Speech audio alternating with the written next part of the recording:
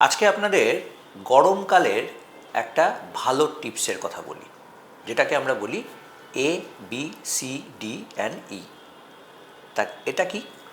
এ হচ্ছে গরমকালে ভালো থাকার জন্য অ্যাভয়েড ডিহাইড্রেশন, মানে আপনাকে প্রচুর পরিমাণে জল খেতে হবে যাতে আপনার কখনো ডিহাইড্রেশন না হয়। তার কারণ এই সময় আমরা বাইরে বেরোলে বা বাড়িতে থাকলেও প্রচুর কিন্তু ঘাম বেরোয়, সোয়েটিং হয়, সুতরাং জলের চাহিদা বেশি লাগে।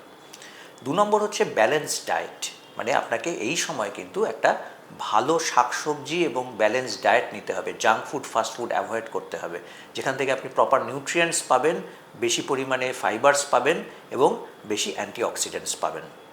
সি হচ্ছে ক্লোদিং।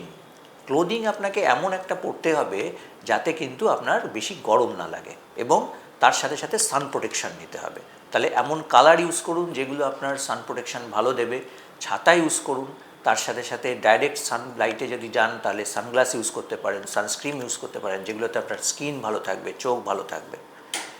তারপরে হলো আপনার বাকি দুটো খুব ইম্পর্ট্যান্ট অ্যাসপেক্ট। একটা হচ্ছে ডি।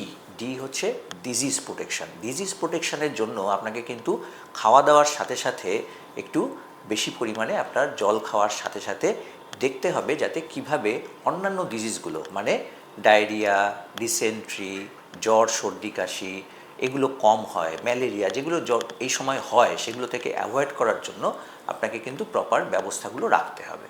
তার সাথে হচ্ছে ই হলো এক্সারসাইজ। একদম এক্সারসাইজ করবেন না, চুপচাপ বসে থাকবেন, এরকম করবেন না। এক্সারসাইজ করুন, চেষ্টা করুন গরমকালে যতটুকু সম্ভব। তারপর এক্সারসাইজ করলে মেন্টাল হেলথ ভালো থাকবে, ওভারঅল ব্লাড সার্কুলেশন সারা দেহে ভালো হবে, অবশ্যই শরীরের জন্য ভীষণ ভালো। সেটা কিন্তু আমাদের এই ব্যালেন্সটাকে মেনটেন করবে।